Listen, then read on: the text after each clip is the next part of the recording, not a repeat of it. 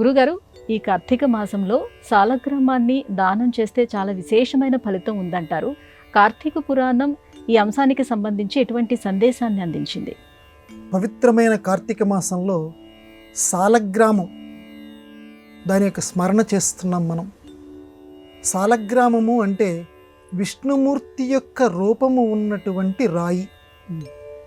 ఇవి నర్మదా నది అలాంటి చోట ఎక్కువగా మనకి దొరుకుతూ ఉంటాయి సాలగ్రామాలు.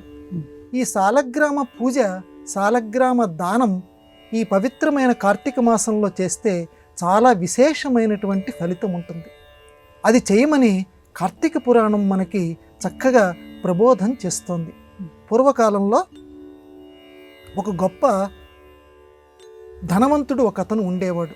ఆ ధనవంతుడు ఎన్నో రకాల దానాలు చేశాడు కానీ సాలగ్రామం కార్తీక మాసంలో దానం చేయమంటే ఆయన అన్నాడు, ఏమిటండి, ఏదో ఒక రాయి అంటే చూడండి హేళనాత్మకం అనమాట అండి, ఒక రాయిని దానం చేస్తే మనకేం పుణ్యం వస్తుంది, నేను చెయ్యను పో అని చెప్పి మిగతావి దానం చేయటానికి సిద్ధపడ్డాడు కానీ సాలగ్రామాన్ని దానం చేయటానికి ఇష్టపడలా.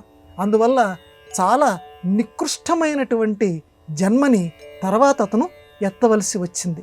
తర్వాత జన్మలో అతని కొడుకుకి నారద మహర్షి అంతటి గొప్పవాడు వచ్చి, నీ తండ్రి సాలగ్రామం దానం చేయలేదయ్యా, అందువల్ల చాలా నికృష్టమైనటువంటి జన్మనెత్తాడు, నాకు తెలుస్తోంది అని నారద మహర్షి చెప్పి, ఇప్పటికైనా నువ్వు సాలగ్రామాన్ని దానం చెయ్యి, చేస్తే నీ తండ్రి మరలా ఉత్తమ గతిని పొందుతాడు అని చెప్పిన మా నాన్నయ్య చేయింది నేనెందుకు చేస్తానండి, కాబట్టి బంగారం దానం చేయమంటే చేస్తాను, ఏదో మీరు ఇలా చెబుతూ ఉంటారు అని కొడుకు కూడా దానం చేయాల. కాబట్టి ఇతను కూడా మళ్ళీ నికృష్ట జన్మనెత్తవలసి వచ్చింది. అంటే చెప్పినా కూడా, పెద్దవాళ్ళు చెప్పినా కూడా సాలగ్రామ దానం చేయాల.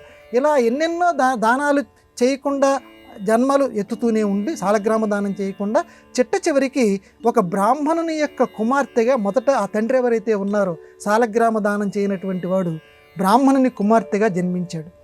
ఆ బ్రాహ్మణుడు తన కుమార్తెకి వివాహం జరిపిస్తే పెళ్లి చేసినటువంటి కొద్ది రోజులకే భర్త చనిపోయాడు.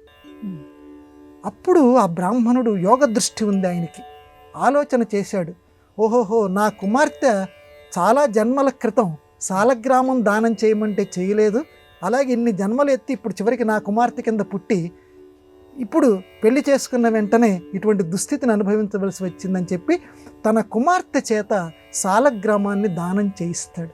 దానం చేయించటం వల్ల మరుసటి జన్మలో ఒక అద్భుతమైన బ్రాహ్మణ యువకుడి కింద పుట్టి అక్కడ మళ్ళీ అతను సాలగ్రామాలు దానం చేయటం చేసి ఒక గొప్పదైనటువంటి మోక్ష సామ్రాజ్య సిద్ధిని అతడు పొందాడు అని కార్తీక పురాణం మనకి చెప్తుంది. మొత్తం మీద ఏంటంటే సాలగ్రామం అనే దాన్ని ఎవ్వరం కూడా నీచంగా చూడకూడదు, దాన్ని చాలా పూజ్య భావంతో చూడాలి.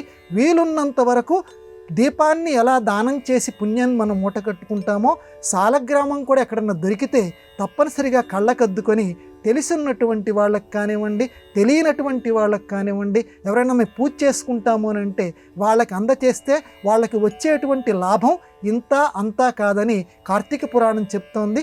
దాన్ని అందరూ పాటించెదరుగాక.